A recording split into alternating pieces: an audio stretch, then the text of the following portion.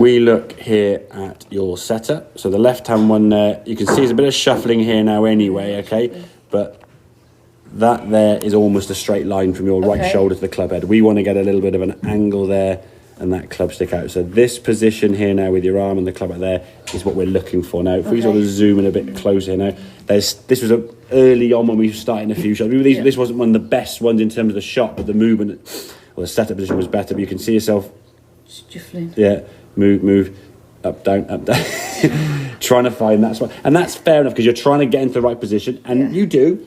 Now, in this case, in terms of sort of the swing of the club as you go back, so a few more little shuffles there, okay? Twitching your hand there, you can see. I can't.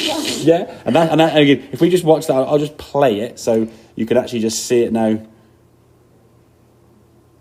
Yeah, so there, up, down, bit more, they don't, and then we go, yeah? So at the top of the batch and there's decent, okay? You go back a little bit further because your posture's actually probably a bit easier to turn now. That's one thing you're probably turning a bit more. That's not too bad. There's a little bit of a chuck over the top. This is where your arms now are trying to go back into. You can see how your left wrist wants to go back into that kind of bowed position here now. So the club face is coming back fairly well online there, okay? Because of your right hand being a bit stronger, okay? The club face now is able to square up with this high hand. So you can see your hands there and impact. Right over the top. So you look and see how you've hit it kind of that way. Yeah, and when you've got an iron in your hand and the club head is not travelling so far, and the right hand grip, as we said, when you had the handle up here was a bit stronger anyway, you were able to square the club face up, and hit irons, pinky and perky, 3-wood all right. That impact position is not going to bode well for your driver, because the second you start rising your handle up, you're going to just have the club face wide open. You can't turn it. If you turn the club face over, you'll have no loft. The ball will go back 10 yards up in the air, okay? So getting that sensation, the arms are kind of swinging down from here. So when we get to here, if we put a little line there, we want the hands to be sort of swinging, not necessarily this side of the line, but somewhere near that line there. If we look where your arms actually get to, you can see where the hands are there, quite... The wrist is... Yeah, so you're kind of coming in the golf ball here now from the top. So from the top of the batch in there now, you're kind of... like that movement there, So when the club head is obviously slightly closed, you can get away with it, okay? You've got to get the sensation the hands are working in that way, So the hand, that's that underneath that pane of glass thing we've talked about before, okay? Your hands now are almost working. If we do this line through here, okay? As you swing back, so we're good there now. We tip over the line there.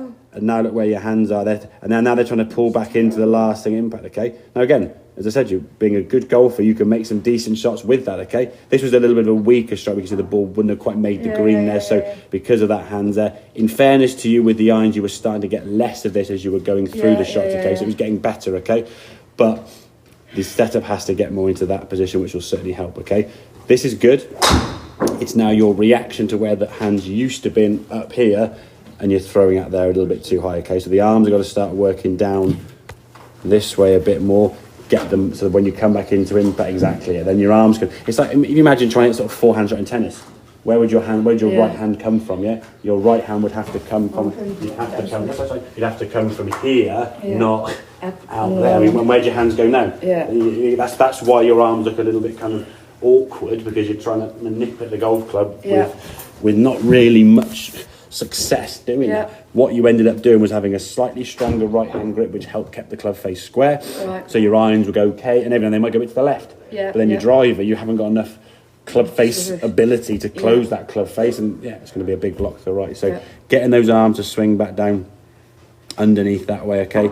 Getting the sensation they are working down more in that direction rather than out there too much, okay? But setup wise, great. As you can see, joking aside, there's a bit of a shuffle there, but that will take a bit of practice getting into that right position. So, and again, it just takes a sort of simple, I understand there now, and learn that feeling. So you grab a club and go, boom, boom, and you set up there now without going, where am I kind of going? Because you know yourself. Get my feet in the right place. But the thing is, the problem with golf is because the whole body's kind of attached there. If you change these, this feels different. Then you change that, these feel different. Then you change that, these feel... So all these movements around here, you're all kind of like, where the hell am I going kind of thing, So better setup, certainly, okay? It's then adjusting to that kind of hands up and get those arms working down and underneath rather than up over the top. Okay?